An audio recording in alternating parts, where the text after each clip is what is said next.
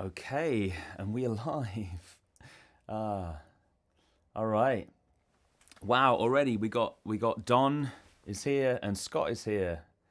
Hey guys, how's it going?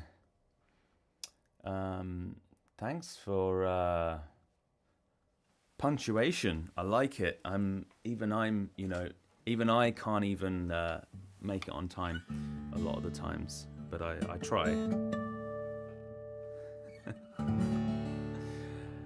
How you guys doing? You good? Um, who else? We got some people coming in. Hey, Meadows. How's it going, Christopher? Good to see you. Good to see you. 2 Yards is here. Welcome to the live stream. Yeah, great to have people ready and waiting. A lot of the time, um, I like to sort of chat about whatever it is that the live stream is about. Mainly to get to wait for people to come in, but it's really nice that people are actually that you guys are waiting for it. It's really nice. So thank you so much. I appreciate that. So yeah, today I'm just gonna be it's playing songs and chatting and this sort of thing. It's very very relaxed.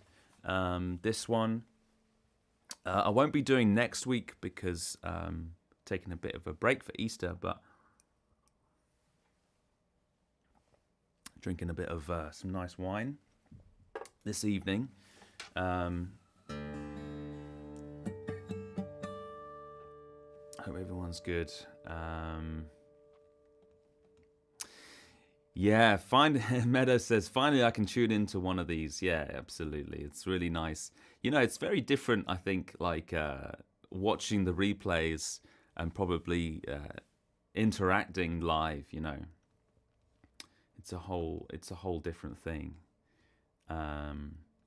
Hey Scott, question for you, Fabian, if you don't mind. Yeah, absolutely. Believe you mentioned previously that you have a Pure Mini system in your guitar. K&K Pure Mini system. Yeah. I do. Is it a Pure Mini? I always get confused with the names of things. It's a Pure Mini. It's not a Trinity. I did have a Trinity, which is a Pure Mini and the little condenser microphone. But I don't have the condenser anymore. And it came with a little preamp as well. Scott says, I'm considering adding one to a tenor guitar. However, I'm concerned that the size of the pickup heads themselves might be too big for the bridge. Yeah. I don't know. I can't even remember how big they are. They're like a coin size, or no, they might actually be smaller. They might be smaller if I'm just remembering correctly now. I wonder if you can see I wonder if they give you the dimensions of them, online. Then you can kind of, how small is the bridge on your tenor? Some of them have pretty small bridges, huh?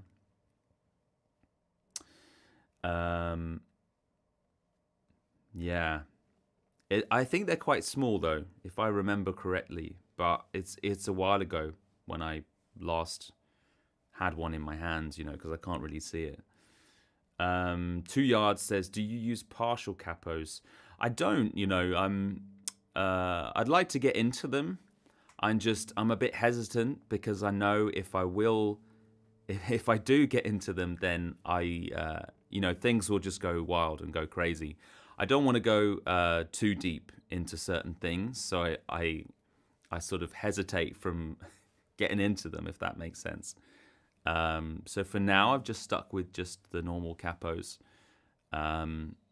But I've seen a lot of people use the partial capos, and you can do a lot of cool things with them. And I do like the idea of it. And I will experiment with them, but I haven't really gone there yet. Anybody else experimented with partial capos at all? Let's So I'm still working out my sound. Is it loud enough? Just let me know if you can kind of hear me clearly and everything. Scott says, yeah, the bridge plate on them can be quite small, which is why I'm concerned. I think I may need to find the dimensions, perhaps, make a mock-up to see where it fits before committing to buying one. Yeah, it's a bit of a commitment, because it's a bit like, I guess you can re-glue them, but you don't really want to be taking them off once you've glued them, you know? Because, you just don't want to be doing that. So once they're in, then they're in, and you don't want to mess with them. So yeah, it is definitely worth finding out the size and stuff. But I don't think they're that big. I don't think they're that big, if I remember correctly now. Don says, I'm thinking of buying a tenor guitar.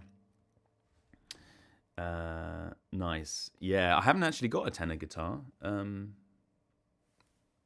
But yeah, they're pretty cool.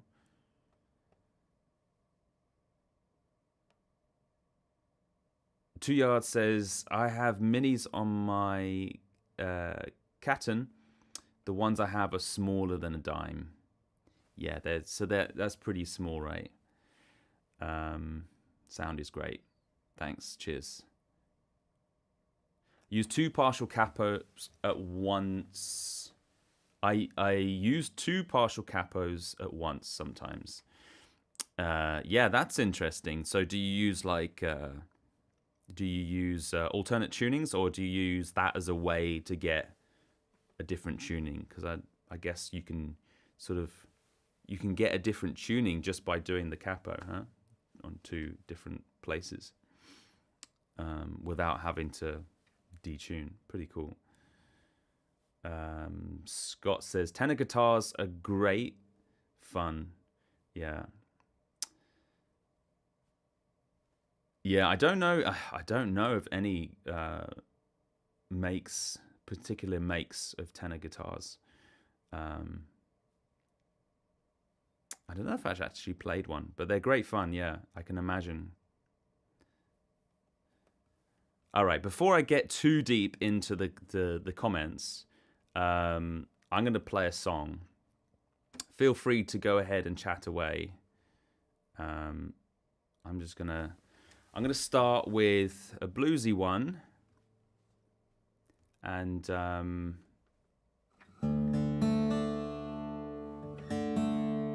today, a lot of the time I have my pickup pickup plugged in, but I don't today. I've just got the microphone, so it's proper raw today, because I want to use some different instruments and experiment around a bit.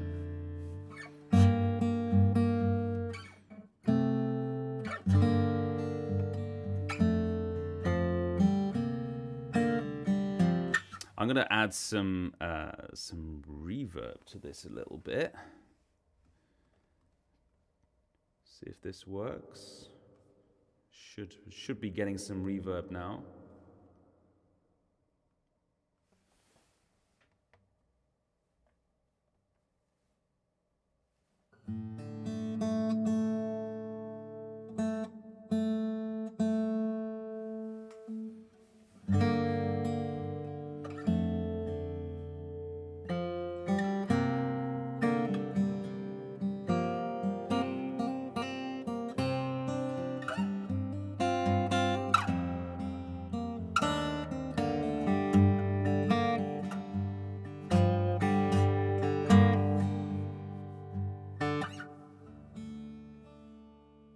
This is Hard Time Killing 4 Blues by Skip James.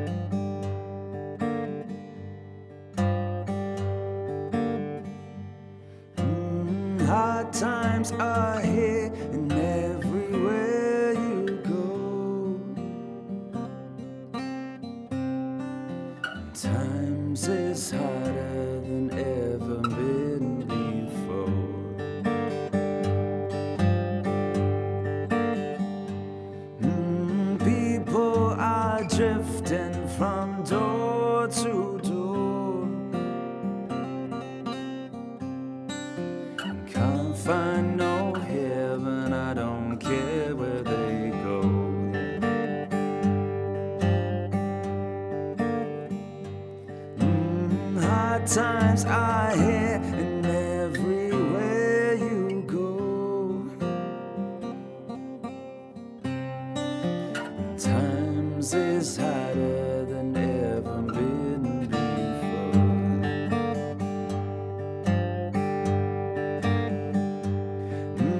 People are drifting from door to door. Can't find no heaven, I don't care where they go.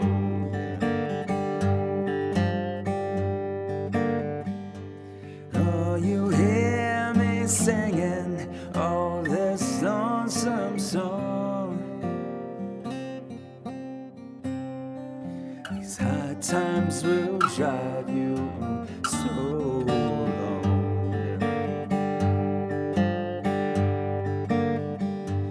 Boy, you say you have money, boy, you better be sure. These hard times will drive you from door to door.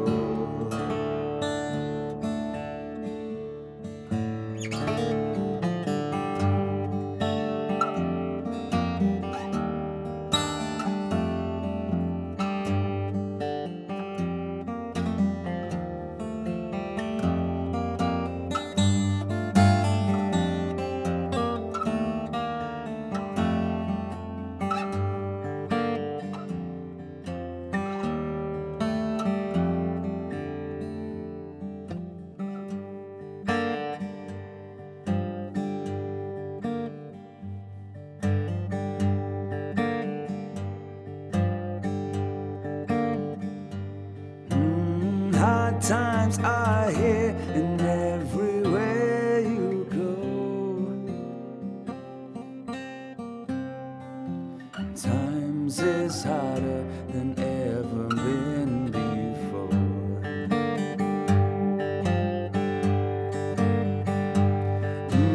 People are drifting from door to door. Can't find no heaven, I don't care where they go.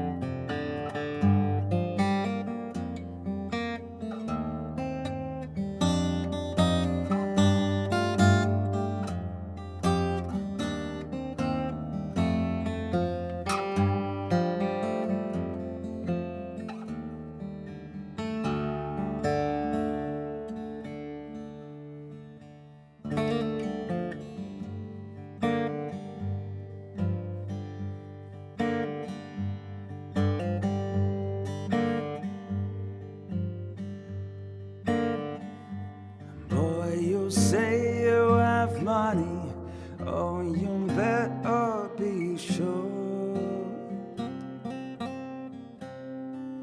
These hard times will drive you from door to door.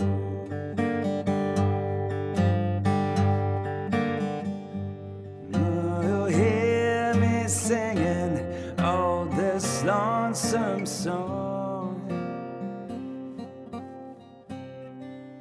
These hard times will drive you so long.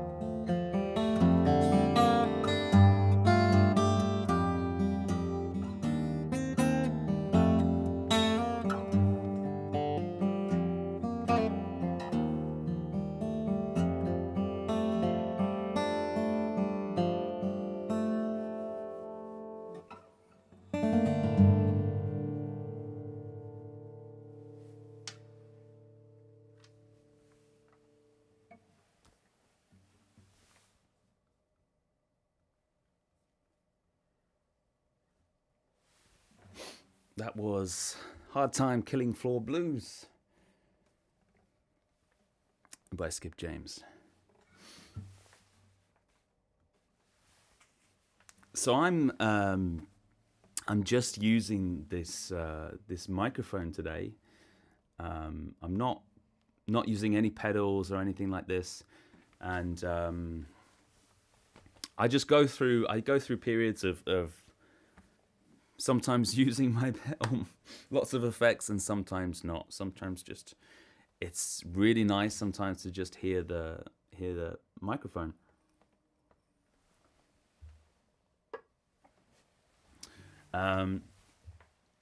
Let's have a look at some of the comments.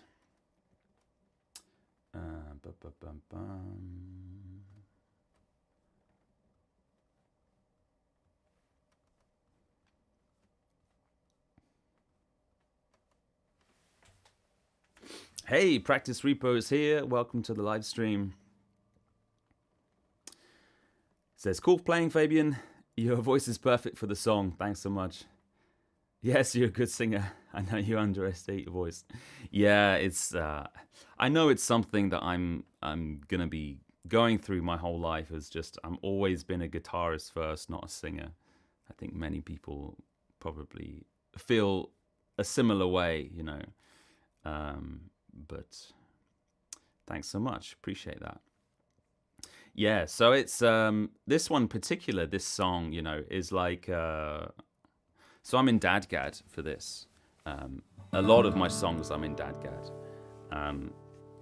but I feel it gives a very different sound when you're in Dadgad to particularly kind of blues songs.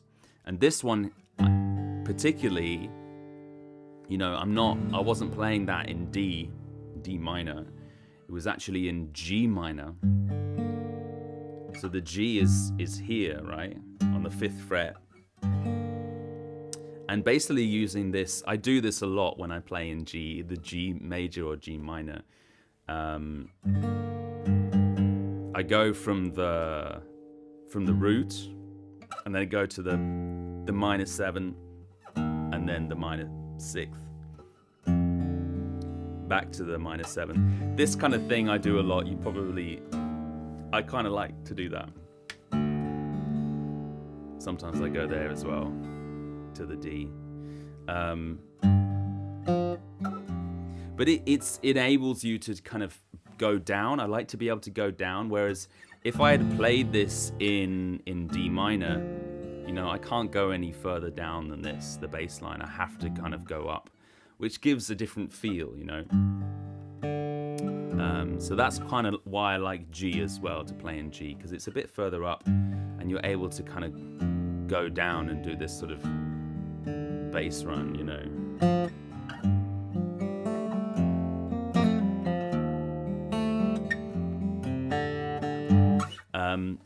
But the problem is it is a lot harder to play when you're playing in G like this, because of course I can mix in these open strings, but if the bass line is constantly moving, and it's quite fast as well, you know, constantly moving like this, and having these moments where I'm improvising basically, you know.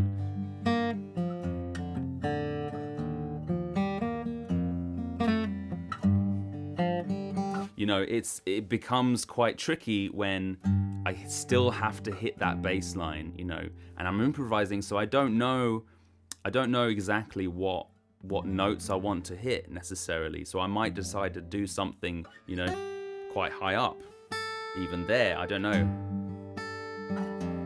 You know, then it's a lot of stretching really fast, and sometimes I make the note and sometimes I don't. But that's kind of the beauty of improvising, right? Is that there is some element of risk involved when you're doing it, you know. And so I quite like that. So I like this song, and just that it has a kind of a different feel, as if I was, you know, opposed to playing it in D minor, for example. You know, like another song that I do. Nobody's Fault But Mine, you know, that's in D minor.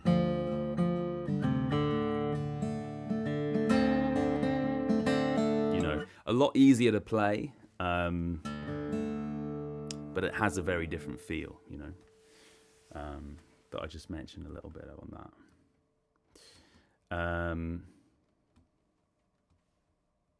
But yeah, someone mentioned sort of a few things we've been talking about is partial capos. Anybody here use partial capos or have any experience with it? I haven't myself, but it's something I've been wanting. You know, a few people have asked me that, and it's something I kind of want to explore, but at the same time I'm hesitant to explore it too deep, you know, because it might be another thing that I get obsessed with, you know, and takes up a lot of my time, which is cool, which is great, but it's, you know, I have too many obsessions as it is.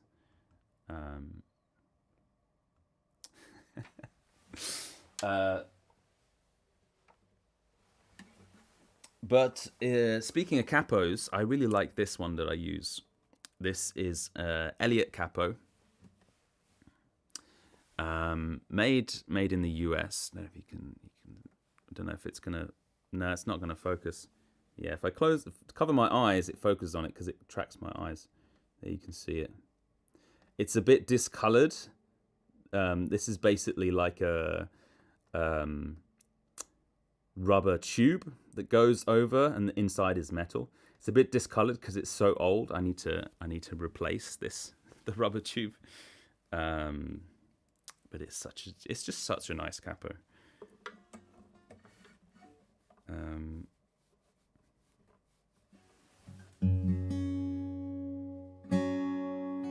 And with these live streams, by the way, so I have there's no on this one, there's no like subject that I'm talking about necessarily. You know, I'm just going to be playing songs,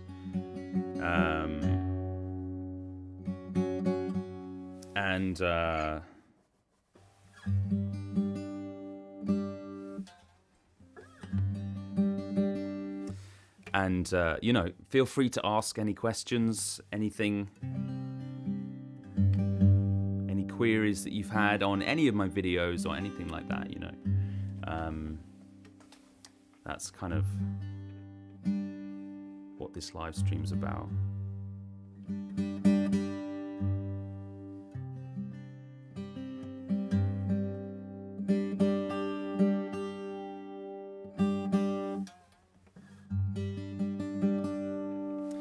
Speaking of capos as well, sorry, I just keep with this subject. How does anybody else do put a capo on? So what I usually do is I put the capo on and then I press the strings through, because there's some kind of level of the strings being sort of slack. This is what I've heard anyway. I mean, I don't know how much of it is true. This end, and if you push the strings and kind of pull on them a bit, then it kind of brings the tension through. Is that the right word? So you don't have to be kind of fiddling with the tuning too much. You know.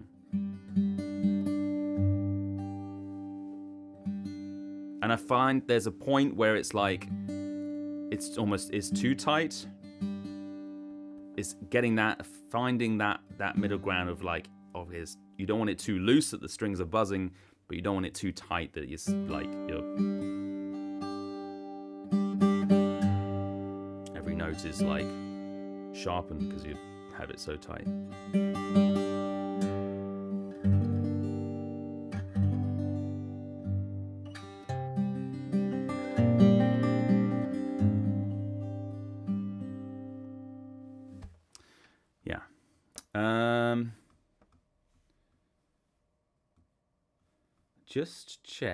Just check the comments before I start another song. See if we have any people come in. Yeah, we've got a few people. Someone says A6 Neumann. How does that? Do you mean the microphone? Maybe the mic is a TLM 107 large diaphragm by Neumann. Yeah, it's a very it's a workhorse. It's a you can put it in any situation. It's one of these mics. I really love it.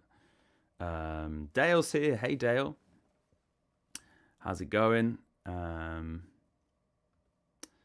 From Huntington Beach, California. That sounds warm. Sounds warm. Sounds nice. What time is it there? It's probably like midday or something. Is it? Nice. 2 yards says just on the capo subject. Yeah, shub capos works well.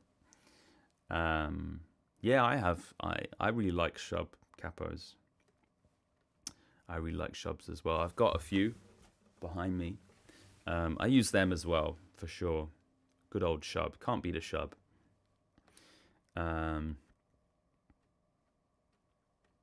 Hey, how's it going? I'm gonna butcher your name if I try and pronounce that. I'm terribly sorry. You say good to see you, Fabian. I'm sorry. I'm not even gonna attempt to to try and pronounce your name. Bunktop? Is that even close? Bunktop. Apologies.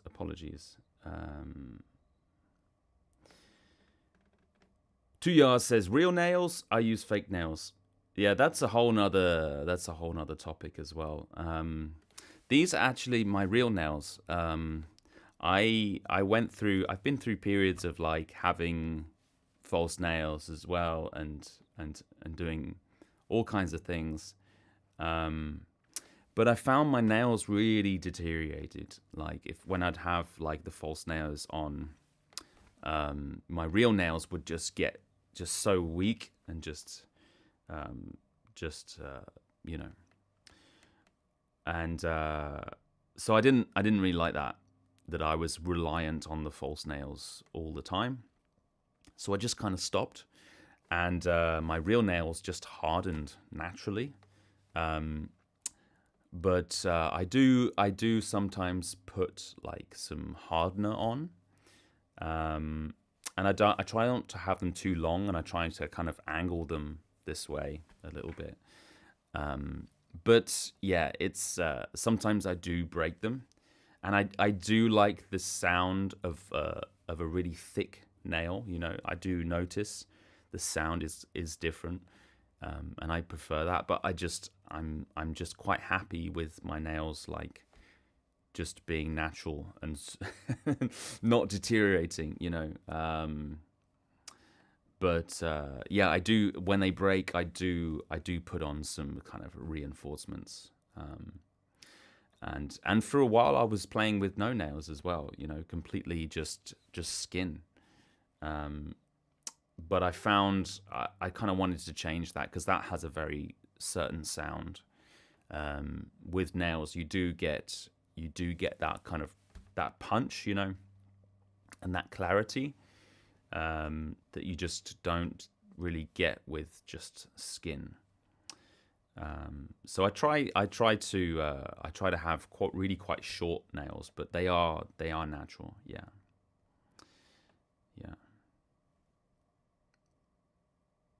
Do you ever take some time away from music and songwriting? Yeah, yeah, absolutely. I mean, I'm trying to do more music and songwriting, to be honest. You know, with everything that life throws at you, you know, family, work. I mean, for the way I make a living at the moment is teaching. You know, I teach music classes. I teach in schools. I teach guitar, and you know, that takes up a lot of my time, and you know, family and stuff. So I'm trying to do more songwriting, but it's a whole nother thing. Like with songwriting, like I've done a few live streams about songwriting, and I'm trying to have more of a routine on having specific kind of writing sessions, and trying to be more kind of schedule them in, and not that I can necessarily force my creativity, but I do tend to get more creative when I have these writing sessions, as opposed to just making it spontaneous, I mean, before life gets complicated, with less work and less family, it's a lot easier to just be spontaneous with, oh, I'm just gonna kind of write when the inspiration hits me, kind of thing, because you have that freedom and flexibility, which is great. And if you have that, then that's great. I'd say go for that. But if your life, like me, is quite complicated and quite full on, then definitely having these sort of sessions, writing sessions, helps a lot. And trying to be as productive as possible in your writing sessions as well. That's kind of what I'm working on right now. Sorry, my seat is all funny. That's what I'm working on. But yeah, I'm trying to spend more time on my music and my writing. You say, I recently went sick and just had to rest and pause. Is so motivating to grab the guitar and just sing. Yeah, for sure, absolutely. A break can be wonderful, can be really, really great in terms of inspiration and stuff, I find also with so I used to tour quite a bit, and I found when I never really was able to write that much during the tour. I mean, my songs definitely were able to develop themselves, and I was definitely able to kind of try various songs out, but I never really got the hang of. I was never able to write on tour. Maybe that'll change, but yeah, having that break in between touring, I was able to kind of write. But yeah, having a break entirely is always good. I find if you're writing a lot, I find I'm not I'm not writing enough. That's my problem. I want to be writing more, and writing more for myself. This kind of stuff, finding the time for that can be tricky. Meadow says, I like that you're putting the capo up high in the fret, puts less pressure on the strings and keeps the tuning better, I find. Yeah, I mean, I also put it further down, it depends on the song and what kind of key I wanna play it in. But yeah, I like I like having it up high. Kind of makes it easier to play in a way. A little bit having the frets closer together. I quite like I like having everything kind of available to me. In a short space. It's kind of nice. Yeah, absolutely. Yeah. Keeps the tuning better. Yeah. Yeah. I mean, I haven't really noticed, but probably. Yeah. I'll look out for that. I haven't really noticed that, but yeah. 2 Yards says, seems like placing the capo higher up the neck lowers the action a bit. I place the capo right behind the fret. Yeah, absolutely. Yeah, right behind the fret. I try to keep it as straight as possible, directly behind the fret. Yeah, it's the best. kind of the best place, isn't it?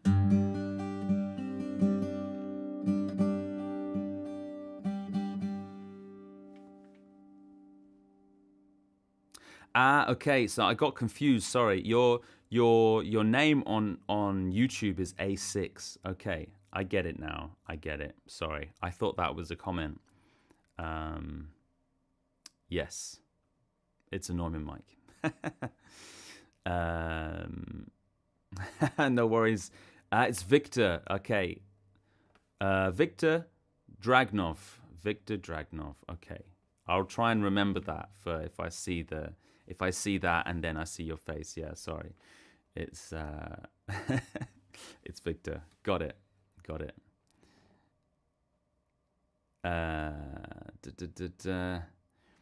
Dale says time is 1:36 p.m. Yeah.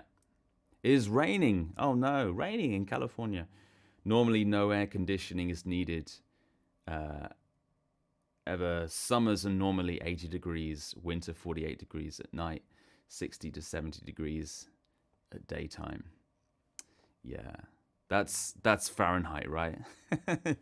Not Celsius. Yeah. Nice.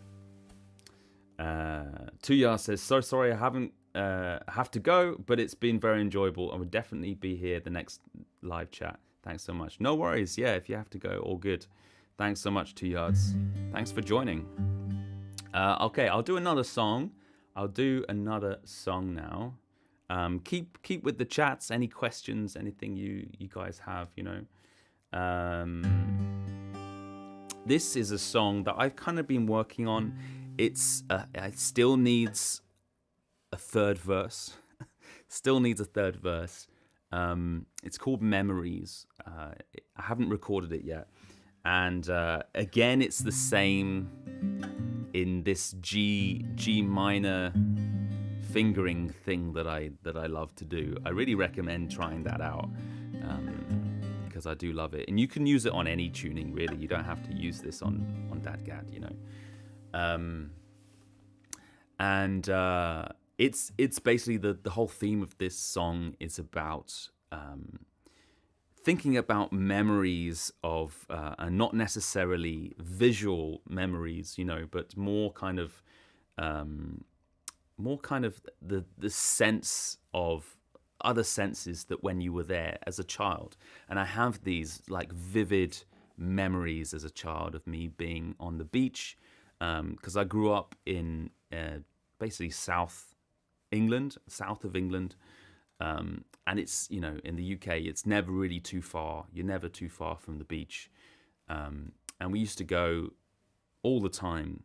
And it's one of these beaches that when the tide is out, that you can literally just run for miles. It's like there's just sand, especially as a kid, as far as you can see, it's just like sand, just like, and it's just amazing as a kid because you can just run, and it's just amazing, that feeling. And it's more having these memories, and it's not necessarily because the pictures in our brains can be fuzzy and stuff, and I find almost like smells and sort of sounds can be even more vivid, than like just the sight of things. So it's kind of this theme of memories of that is not necessarily a particular place or thing. It's just like these very vivid things of memories as when you were a child. That's basically the theme of the song. It's called Memories, and it needs a third verse, which I'm working on, but it's almost finished. Anyway, here we go. I'm going to put a reverb on before I do that. Here we go.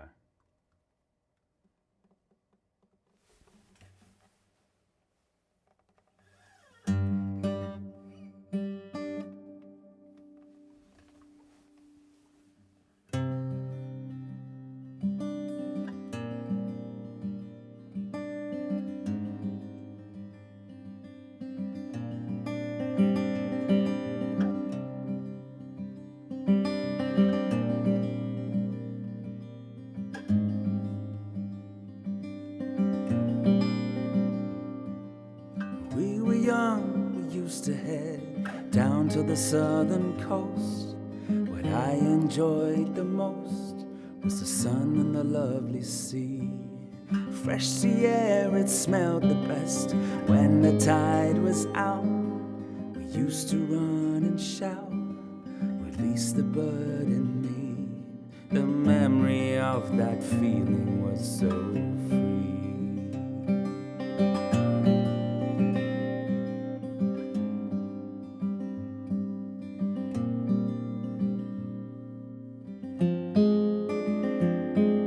Sand in between my toes, sand cream, it's on my nose. The water comes up to my knees. It's these moments and memories.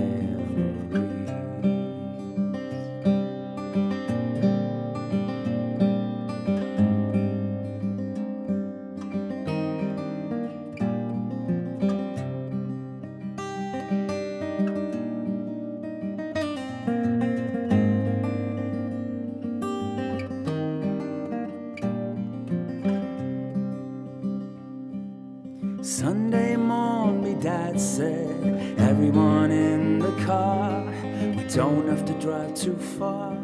I roll my window down, radio on and blasting, cruising steadily. Who can see the sea is the first to make a sound, and I'm the first to say what I have found.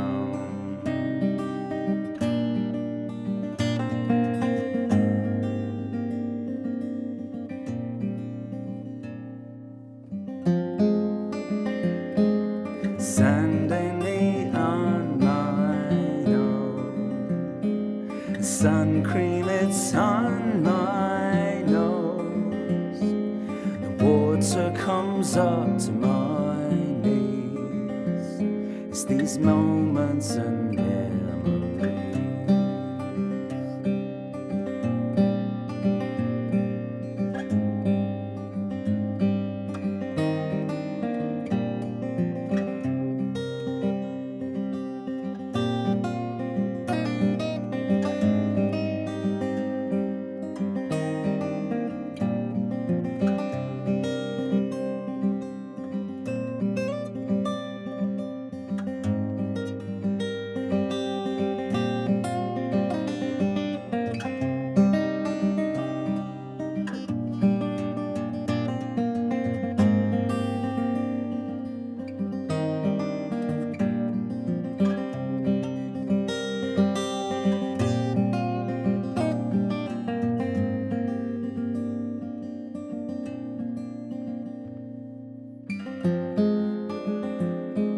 Sand in between my toes, sun cream, it's on my nose. The water comes up to my knees. It's these moments and memories.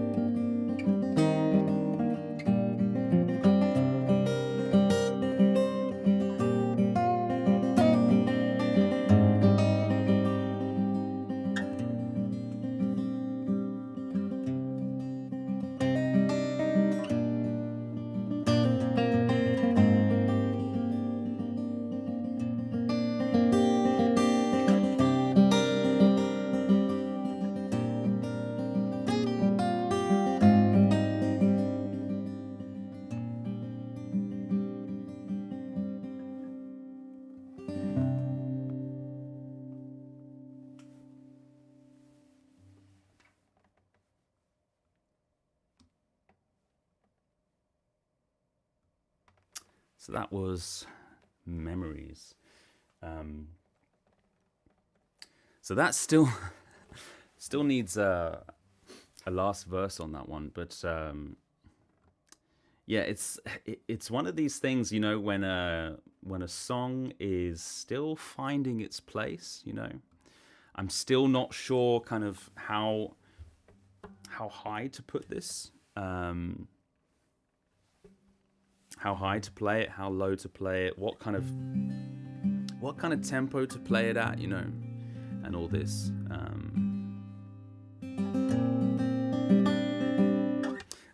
But again, yeah, it's one of these ones that goes down this kind of stuff, you know.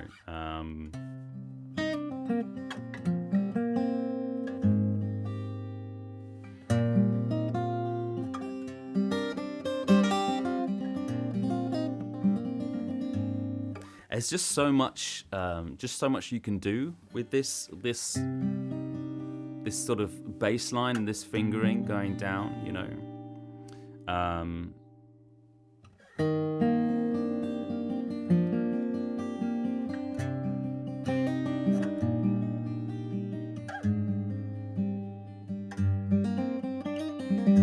And obviously they don't have to always just gonna go down like this, you know, you can go wherever you want to with it, but just having that, I think having that space from, okay, it's in, this is the first position, you know, this is the first key.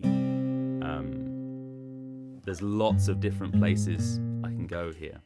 And this works with standard tuning as well, you know, I love to play just in G, the G fingering, the key of G in standard tuning. I've actually got a YouTube video coming out probably next week about this very topic there's so much you can do with it, especially with finger picking, and just that you have so much space and so many possibilities where things can go within your fingertips, you know. I think that's one of the kind of the main things.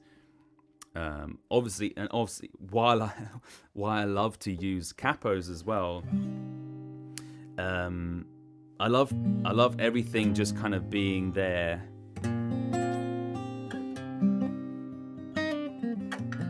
Within reach of my fingertips, you know.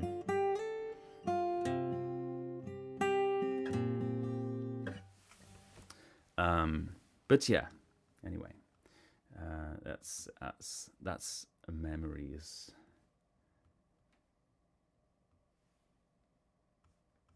Let's have a look at the chats. How's everyone doing? Hey Lucas, welcome to the live stream. Thanks so much. Don says, am I correct to say that this song has a lot of technique on the notes? Do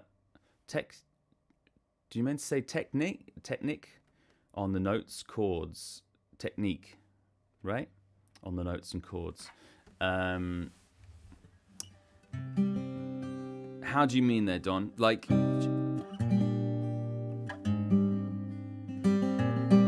I mean, yeah, absolutely. Has a lot of technique, you know.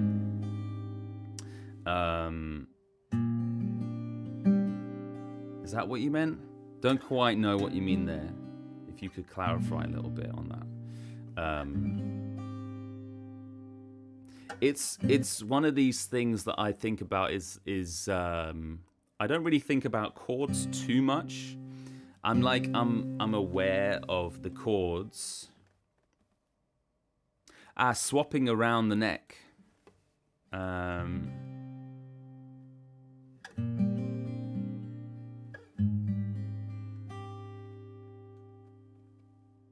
Still don't know what you mean. Sorry. How do you mean by swapping around the neck? It's the way I think about it, I don't know if this can clarify, is I don't think about chords too much, you know. In terms of like chords and notes, I think about the notes a little bit more, you know, and kind of bass lines. Up and down, you mean? Up and down. Yeah, exactly. I mean, like the way I think about it is there's lots of bass lines, or there's one bass line,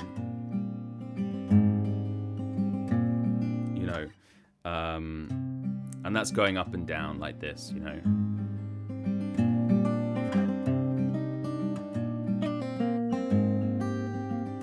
And that's kind of the main main part of it, and then I'm just kind of improvising over the top, you know. That's in the improvisation moments.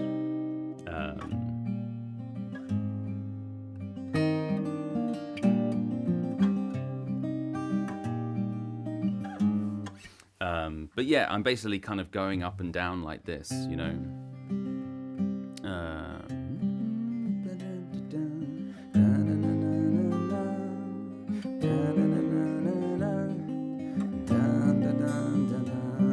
This is the kind of the verse.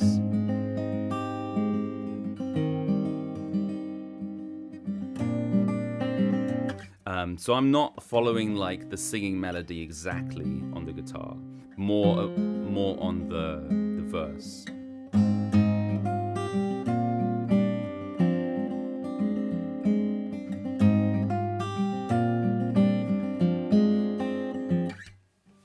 Exactly, you answered my question. Good.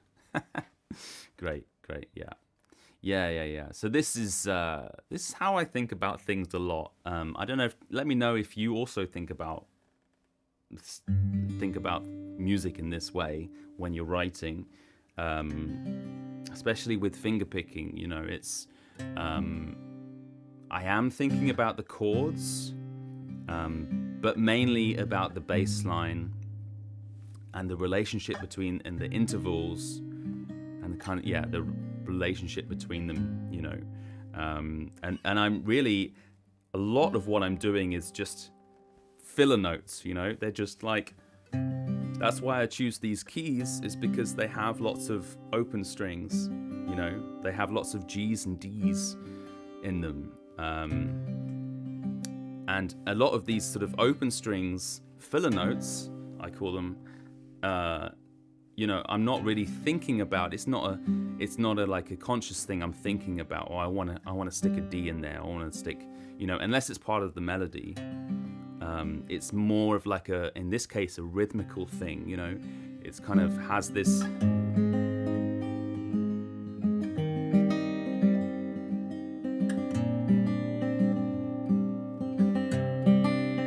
You know, it has more of a rhythmical kind of side to the song, and when the ones I am thinking about is like mainly the bass line. So in my head that would be like a C note in the bass line,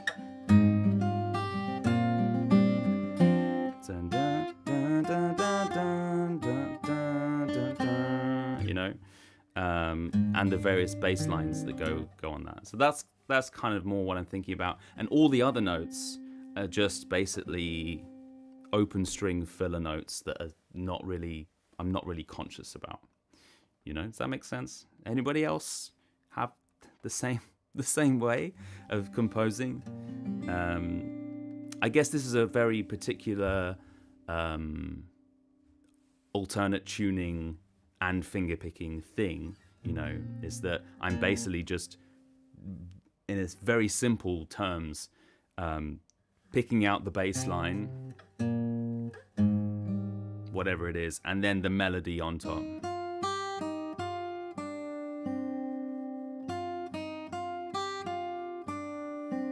You know, and then everything else is just filling in the gaps, you know, in terms of rhythmical and melodic as well. Does that make sense? Hope it makes sense. Practice Repo says, does a looper appeal to your music style at all, being a solo artist? I've tried with loop pedals. I really have, and I want to be able to. I want to like loop pedals. I just never been able to get on with them. I just, for some whatever reason, it's another one of these things that I feel like I'm locked in, you know. Again, like the delay pedal, I really enjoy it and I really like to use it, but as soon as I do, I just always feel like I'm locked in rhythmically, and I guess not really melodically, it can be, but more rhythmically, to this to what I'm doing, So yeah, I just hadn't been able to get on with the loop pedals. But it's something that a lot of guitarists use in a great way, and it can be really great. Do you use loop pedals then? If so, using it as a tool for writing, that could be really interesting. Using it just as a tool for writing. I'm guessing you use it in a way for writing, right? Could you elaborate a little bit more on how you do that? So would you come up with a melody line, for example, put it on the looper, and then put a bass line to that, right? That could be cool, as working out a way to do something. I mean, the thing with me, I feel, is like, well, I have, with my guitar and my voice, that's kind of everything that I want anyway, I don't record layers in terms of guitar layers or anything like that. I just have guitar track and vocal track, and then I might add instruments on top of that, maybe. But for the most part, my songs are just one guitar, one vocals, always recorded at the same time, So yeah, I don't know how that could benefit me in that way, but maybe it could. Maybe I could come up with a simple line, and it might be just a really easy way of thinking of a melody line over the top, or singing lyrics or something. I don't know. Be interested to find out how, if anybody else uses loop pedals for writing. Don says, true, rhythmical could be something for me to practice. Thanks, Fabian, for sharing your knowledge. No worries. Yeah, it's rhythm's really important, but at the same time, I definitely fluctuate in terms of the tempo and stuff. And I don't necessarily try to, like, I don't really play to a metronome. I don't try to really stay on the rhythm, I like my songs to fluctuate, get slower and quicker, I enjoy that, and I think some great songs have been recorded in the past that also fluctuate, tempo wise. I think it's natural, not in an extreme way, but I don't know. How does everybody else feel about that? I think it's I quite like to go a little bit faster and a little bit slower in certain moments. Lucas says, hello. What are your influences in instrumental music? Instrumental stuff. I listen to a lot of Pierre Bensusan. He's a French guitarist, also plays Loudon guitars, fingerstyle guitarist, also dadgad tuning as well. He's really honed in the dadgad tuning. I don't think there's any other player in the world that can play that has the amount of knowledge in dadgad that he does. He has really taken it to another level. But yeah, some I quite like some sort of some stuff here in Berlin, a guy called Niels Fram. He's a piano player. Might make some quite interesting stuff.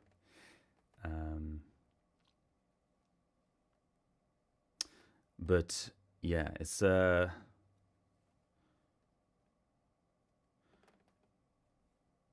some really great instrumental stuff.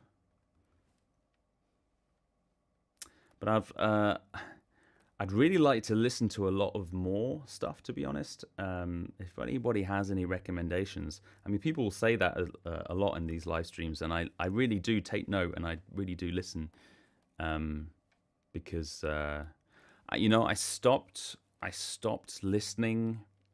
I stopped listening to headphones or using headphones when I'm out and about, because I realized that it was distracting me from my thoughts. You know, when I listen to music, I want to be sat down and just paying attention to just that music. You know, I don't, even though I do now at the moment, especially with like having a kid and stuff, and we put on music just to sing to and listen to, and put on music in the background when we're cooking and stuff. But when I really want to seriously listen to something, I want to that's all I want to be doing, is just sitting down and listening to it. But it's finding the time to do that is another thing, But I realized when I was listening to music just out in the street, just on the train or whatever, it was kind of distracting me from kind of my thoughts. And I really like just thinking about stuff when I'm walking. That's my time to think, and like when I'm on the train, when I'm on public transport, it's a really good. It's become a really good habit for me to just think and have my notepad and take notes on anything, on everything. A lot of it is like songs. And YouTube video ideas and just all kinds of things, So it's a really nice way to kind of think, and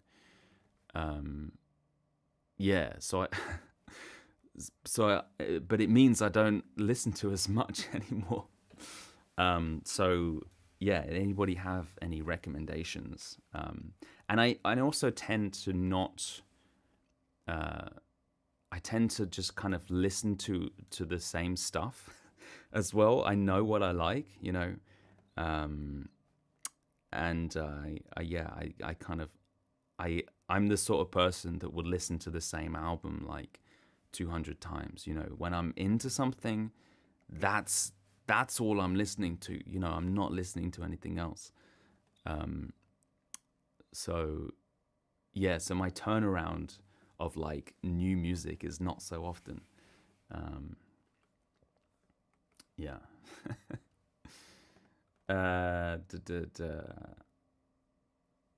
Meadows says Benson is my all-time favorite guitarist. He's the Merlin of guitar. Yeah, absolutely. He's amazing. I saw him live once in London. It was really amazing. In this, can't remember where it was now. In this venue, a really small venue, and I was like, I think I was in the front row, almost the front row, just so close. Just amazing to see a guitarist of that level, so close. It's it was really nice. Hey Leo, how's it going? What is your mic? This is a Neumann TLM 107 large diaphragm condenser. It's similar to the other very popular ones, TLM 103, but this is you can change the polar pattern on this, so it's massively versatile microphone, and it's basically a workhorse. You can use it for many different situations, and I really like it. Um, Don says, I guess that's why a looper is not good for you because you like to fluctuate on tempo. Yeah, I think that's probably it. um, it's and that's again with like the delay as well. You know, I love the sound of it and I love to use it, but I just find it limiting. That's why always in delay I use it more of like an extension of the reverb and more of to get a more kind of ambient sound, you know, rather than something that is in the forefront that's gonna limit my or make me more strict on the tempo, you know. Meadow says, with tempo, listen to, what is that? Chameleon? Is that Chameleon? My dyslexia is coming through here. By Herbie Hancock. Yeah, I think it's like 30 BPM faster at the end than at the start. Yeah, exactly. It's there's a lot of these, you know, if you listen to a lot of old recordings, even with percussion and drums, you know, a lot of the tempo is fluctuating, especially ones where they're not recording to a click track, you know, they're not recording, they're just getting all in where they would get into the studio and all be in the same room and just play. Yeah, for sure, absolutely. I think it's natural, you know. I think it's natural. I think it's almost unnatural for us to play to a strict tempo the whole time, you know. And it's funny, I have done that in the past on some recordings where I've had to play to a click basically. And I can just hear it. I can just hear that I'm not as natural. I'm forcing. I'm. How do I put it? I'm going against what comes natural to me. You know, I'm forcing myself to be on this tempo where I don't want it to be. You know, and I don't want the song to go this way. So why should it? You know, so why should we play to this strict tempo just because it's that's how we create this song, you know. I mean, I guess it makes sense if you're using percussion or drums and you're doing a lot of like what's the word, you know, different takes and different layers and stuff. I can see how that would make more sense for sure. But yeah, for me with recording, it's the first thing that comes is the guitar and the vocals, and then anything else is just like an extra thing, you know. I realize that should always be the forefront of what I'm doing, of my songs, you know, because I write the songs in that way. So I shouldn't try and force it to a strict rhythm when that's not how I perform it. That's not how I've written it, you know. Anyway.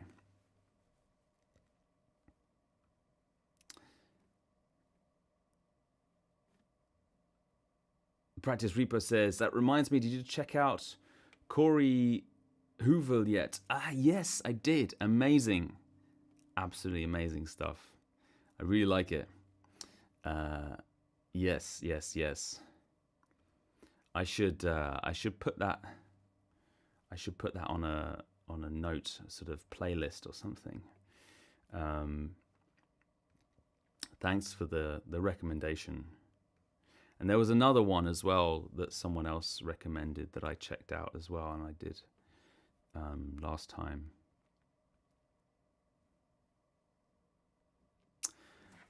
Practice Rebo says, I love putting on headphones lying in bed. Yeah, that's a nice way to listen to music. Usually by the time I'm in bed, I'm asleep. it's just like I'm gone. That's it for me. But I like it. I like the idea. Don says, "Thanks, Fabian, for the great evening. Apologies, but tomorrow I have wake up early. Good night, community. No worries. Have a good night, Don. Thanks a lot. I think I'll be ending soon anyway. I've been going on quite a long time. Sorry." Practice Repo says, "You being a music teacher, you don't ask your students to use a metronome?" Well, that's different stuff. To be honest, I teach a lot of classical stuff actually to kids, and with classical stuff, it's very basic, very early, beginners type stuff. Yeah, I do get them to use a metronome for sure. But with what I'm doing and the way I want to play, no, I don't.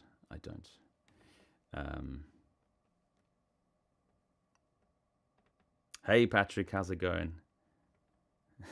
Neumann TLM 107, exactly. Yes, you got it right. All right, I'm gonna do. I said I wanted to do a few other instruments, and I haven't yet. What shall I do? I might do the banjo.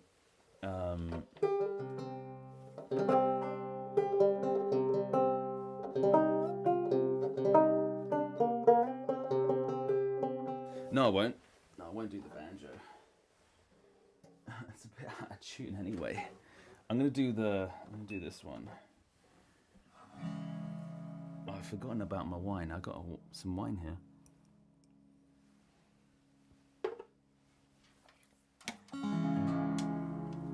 I'll do the banjo in a bit. Don't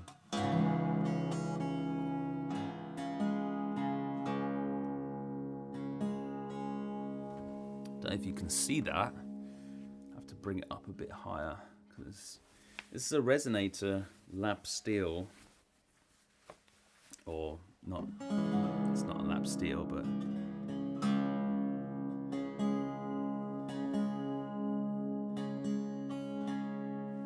hopefully the mic still picks it up ish fairly. We'll see.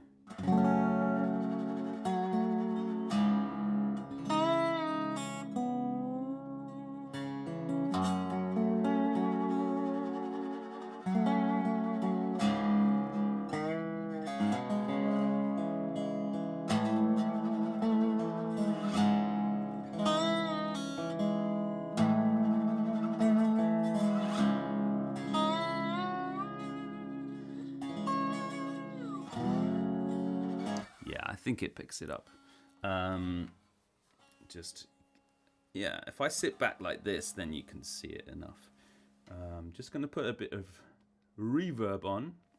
This is a song that I did my last album, and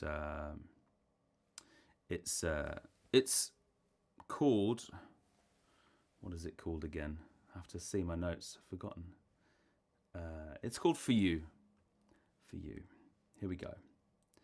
Let's try it. I haven't played it in a little while. Let's do it.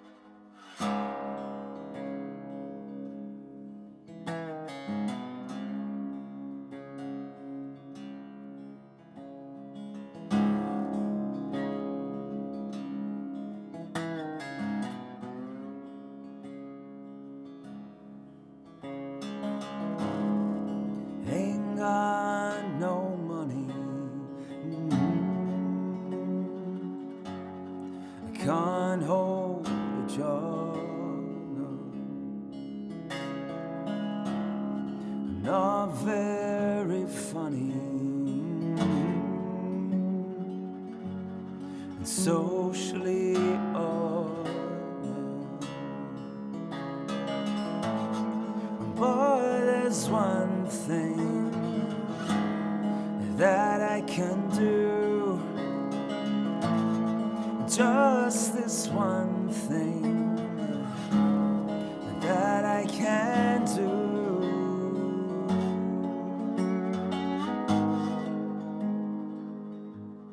Sing this for you.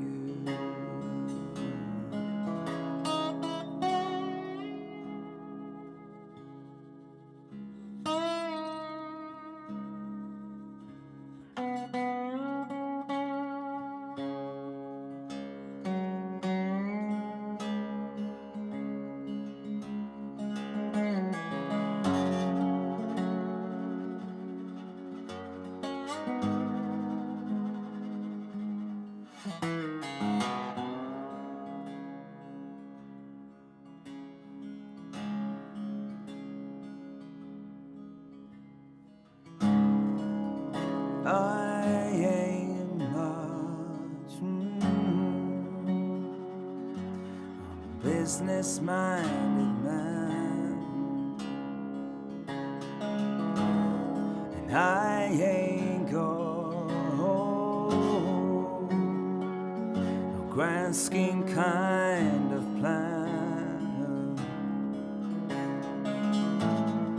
But there's one thing that I can do,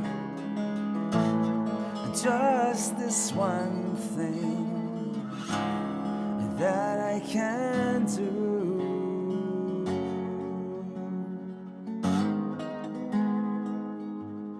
Sing this for you.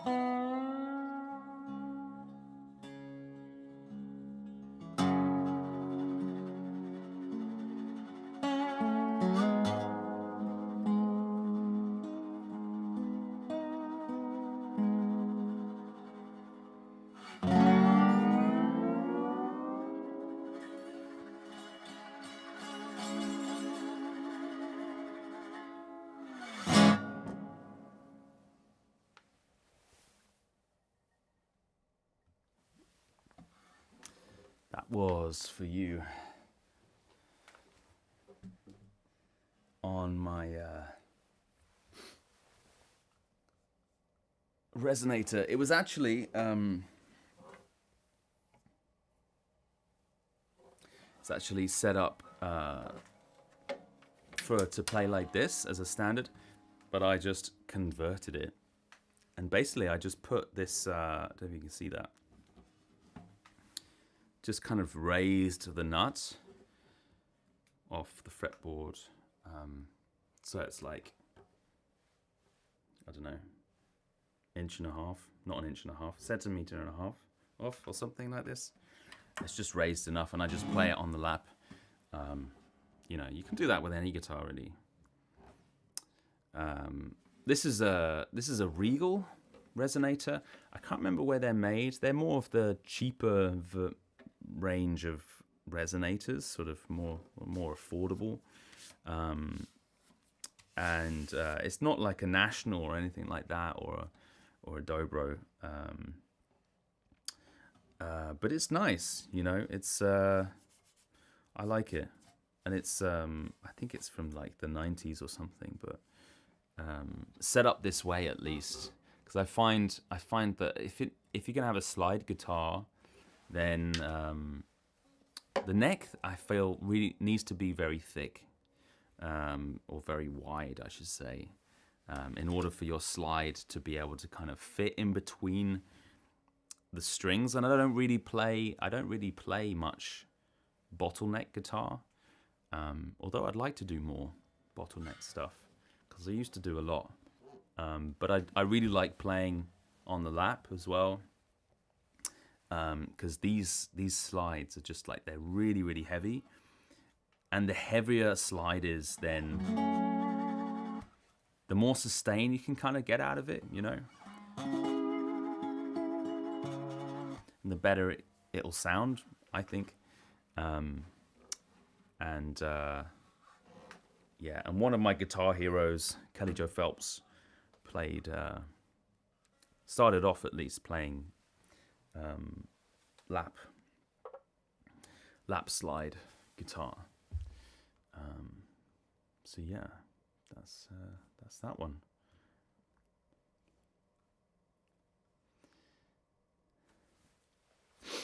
Meadow says, "Cool hubcap guitar. Cheers."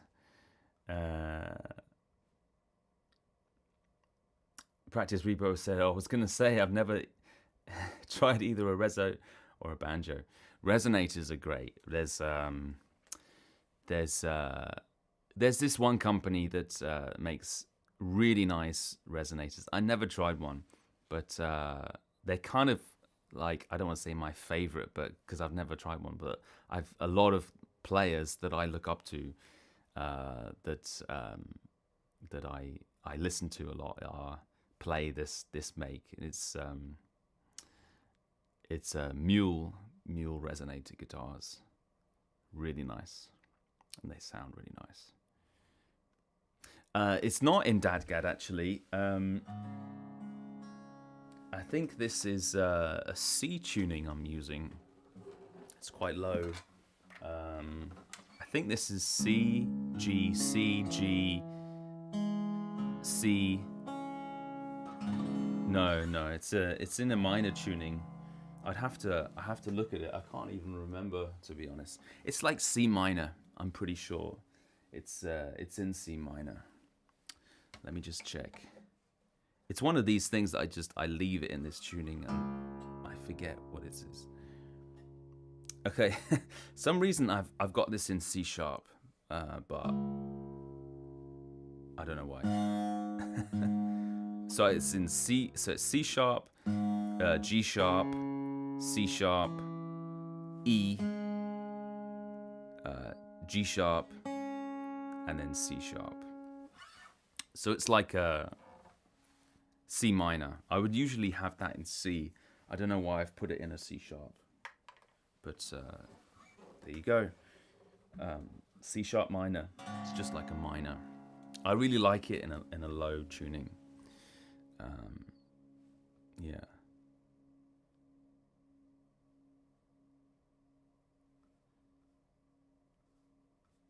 Yeah.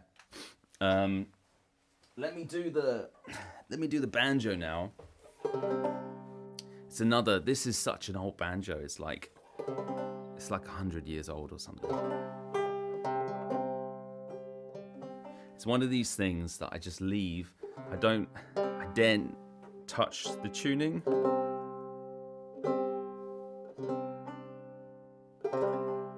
Because it's so hard. It's got these old like brass pegs, that if you mess with them, they're just gonna cause lots of trouble. I need to roll up my sleeves because otherwise it's gonna bounce off the banjo and get some strange vibrations going on.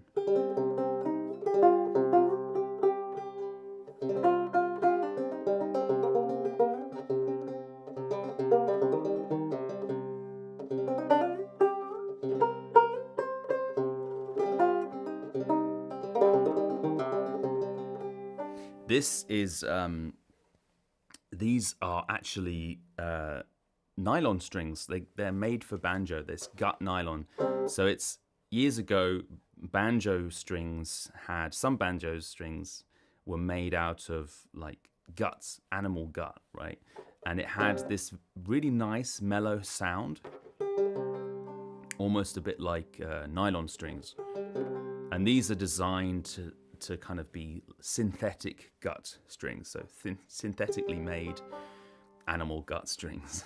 And it's supposed to sound kind of like that, and has a very kind of mellow sound, you know, rather than because a banjo, you know, tends to be quite, you know, harsh sounding in a way. I can't remember the tuning I've got this in, but it's some G tuning. Anyway, I'll do a song. Here we go. I'll give it a go. Let's see. Bit of reverb. Let's try it.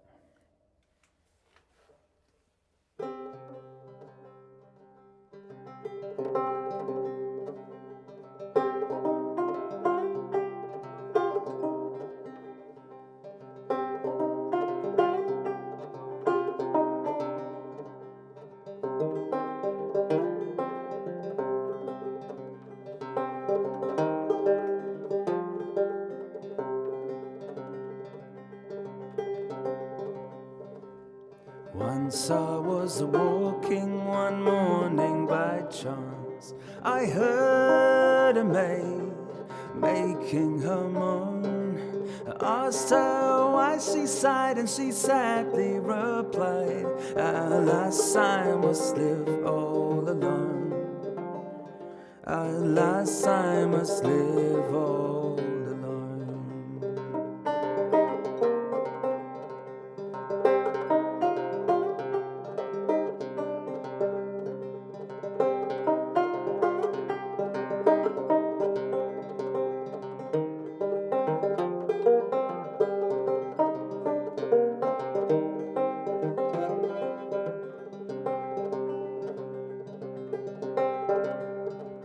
I said, "My fair maid, pray whence have you strayed?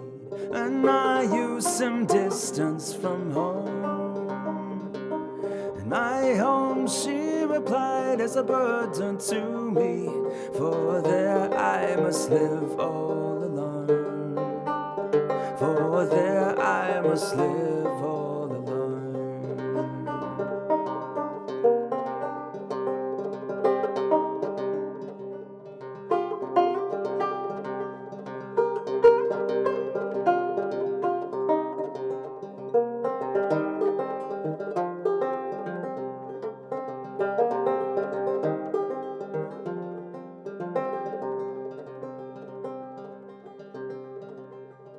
Oh, come back from sea, my Johnny, to me, and make me a bride of your own. Or else for your sake my heart it will break, and here I shall die all alone. And here I shall die all alone.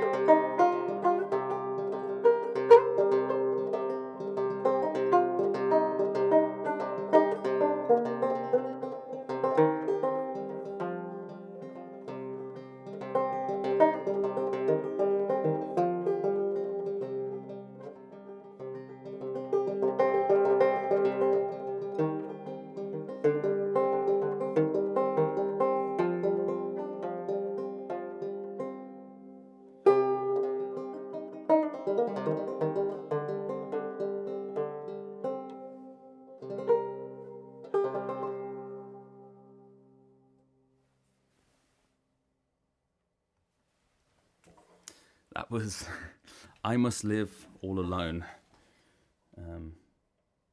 Nice and cheery song. Yeah, so it's basically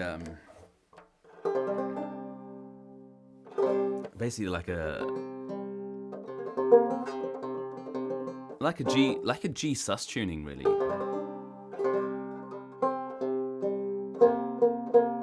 You know, you can play minor stuff on it and also major.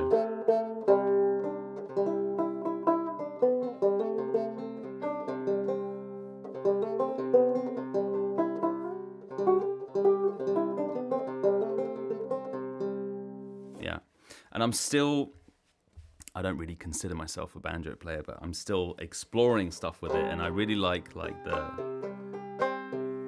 alternate, the claw hammer stuff.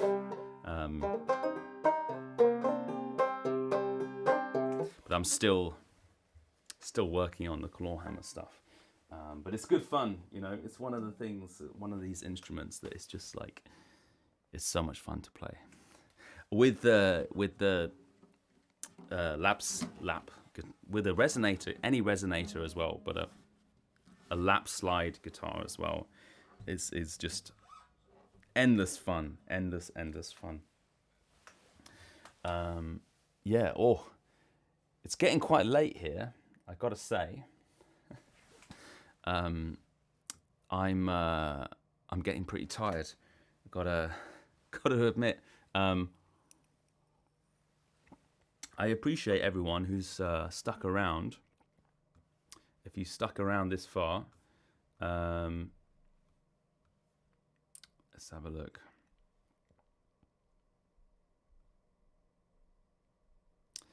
Violins have the same animal strings. Yeah, exactly. Why are banjos not strung like guitars? I'm dumb. I've no idea. The bass string starts at the 5th fret. Yeah, that's actually with the 5-string banjos. It's always that way. That the 5th string is actually the highest string. So the lowest string is actually the 2nd fret. You know, and the 5th one is kind of like a drone. You know, this kind of yeah. But it's I think it's also due to its age, because I think these sort of modern machine heads were not created at the time that these instruments were made. I think that's the reason. Must be the reason. And I think although some, I think partly maybe tradition as well, that violins and a lot of classical instruments have a similar sort of thing, that it's just a peg. Yeah, maybe it's just tradition that they do it that way, and it's always been done that way, so that's the way they do them, maybe. But the old ones, I guess that there was no, that was the way, right? If anybody out there can correct me, that's just my assumption anyway. And I've seen a lot of, I mean, I don't know much about classical instruments, but I've seen a lot of them have these sort of, what do you call them? I don't even know the word for them, but something around the nut where you can kind of change the tuning with a little gizmo. Anybody know the correct terms for these, then please let everyone know, because I don't, clearly. Yeah, but I think it's partly maybe tradition, you know, but who knows? Yeah. These machine heads we have on guitars is way easier.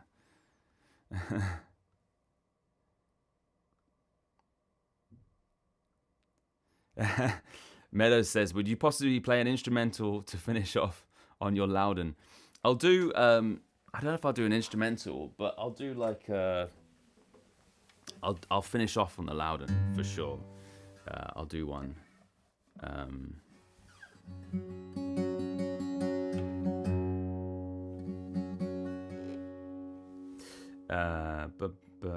Practice Repo says CAMP has a good song called So Long Honey. Has some good banjo on it. Thanks for sharing. Go get some sleep. Thanks. I'll play one more for Meadows. Yeah, this one, it's another sort of traditional one. It's called Dr. Price.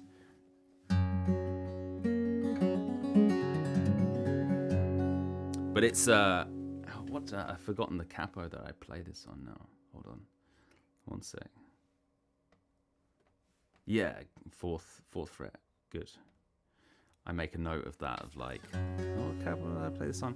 Haven't played this one in a while as well, but we'll see how it goes, you know? I'll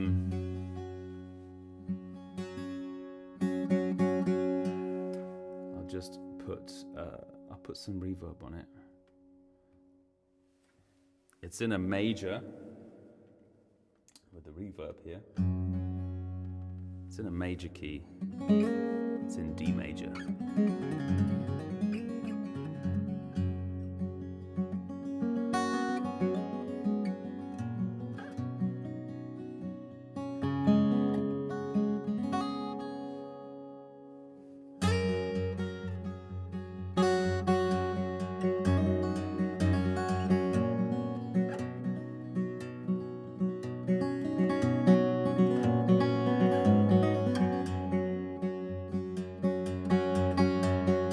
Was a man called Dr.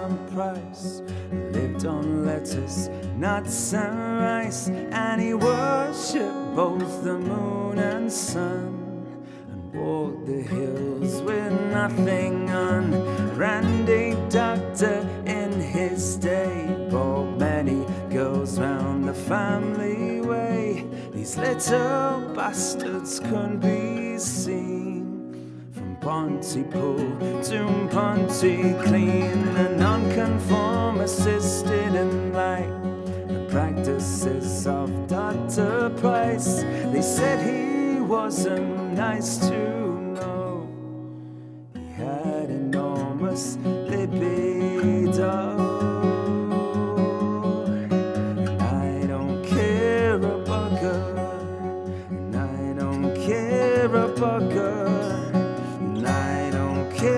I'm bugger, no.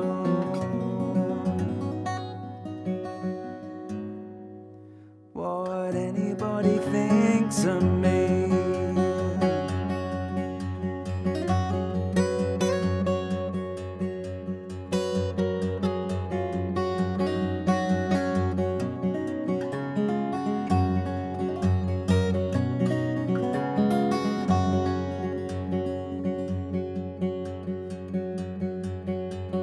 At the age of 88, the doctor thought he'd take her May.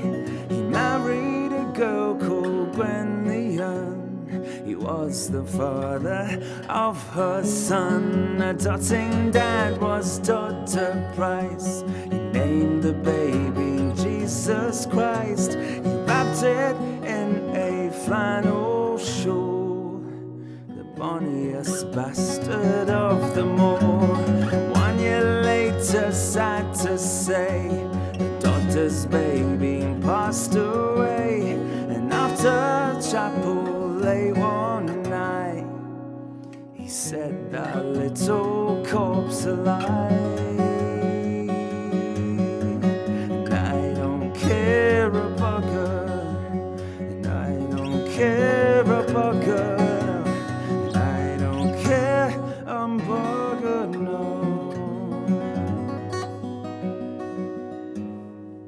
What anybody thinks of me.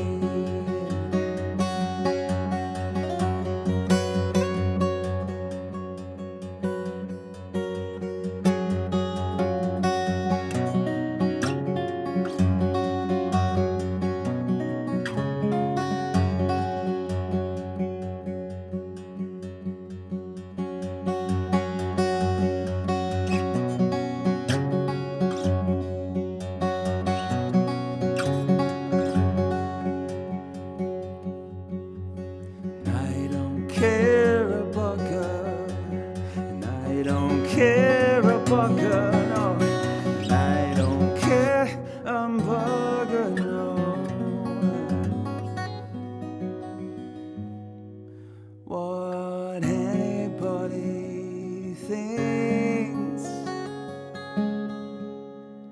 of me.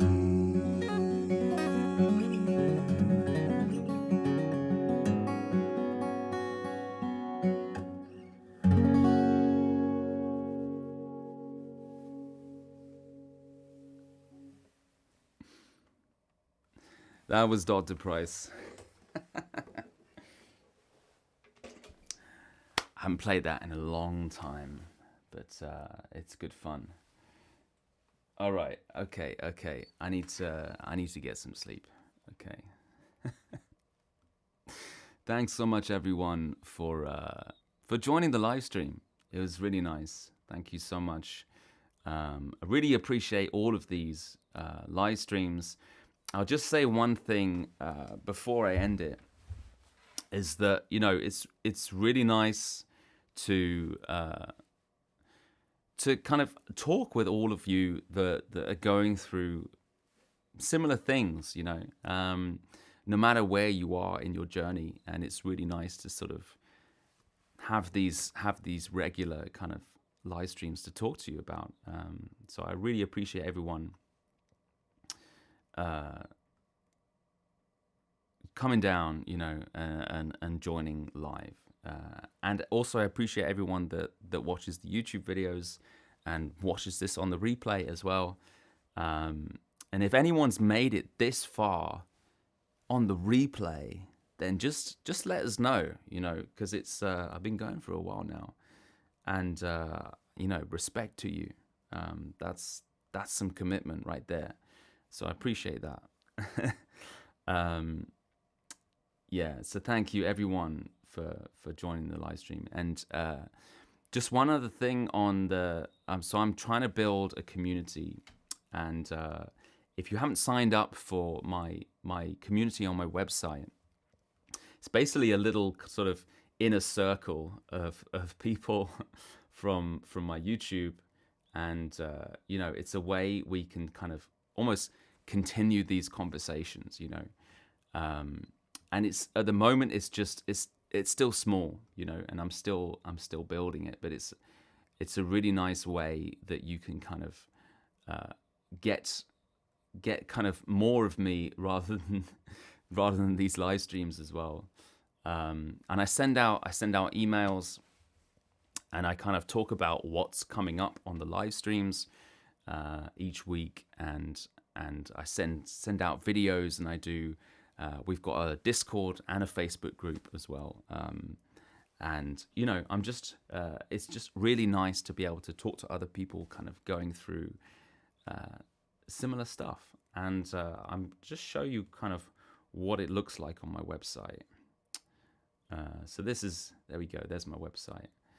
And you can just go on there, and it's the link's in the description down below. And you can just click on here, and it will just sign you up, and you just sign up there. So I just need just be like your email and your name. That's it, you know. And I won't do anything with your data, I promise. And this is what the community looks like. So you get into this sort of private page on my website, and you can join the Discord or the Facebook group. You don't need to join both. It's I like the Discord, but I understand people, you know, don't want to join it, so you can join the Facebook group. And you've also can submit live stream ideas as well. And I just on that, I really thank you everyone that submitted live stream ideas. I will be putting them on the list for sure. So that's where you can kind of submit ideas for me to talk about on the live stream.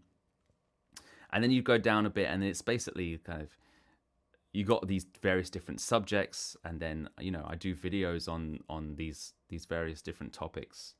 And then if we go back, then, you know, the topics are my music, and then we've got songwriting, and then we have guitar techniques, and we have gear and live performance, and recording. And these are kind of the main kind of topics, you know, that I talk about. And you can just kind of click on each one, and each one, you know, I there's little videos of me talking about various different things. And mainly about the live stream that's coming up, and just to kind of give a heads up and sort of this is my ideas and this is what I'm going to be talking about and stuff, you know. So it's extra stuff, and all of this is completely free, you know. So you can just sign up if you want to be part of that, and it's really nice to be able to kind of, you know, talk with all of you and stuff like that. So thank you everyone so much for coming down. I appreciate that so much. And I'm going to go before I lose my voice completely. Have a wonderful weekend. And I won't be doing one next weekend because we're going away for Easter. But I will be here the following weekend. So I will see you all then. So thank you so much. Have a wonderful, wonderful weekend. And I'll see you again very soon. Bye-bye.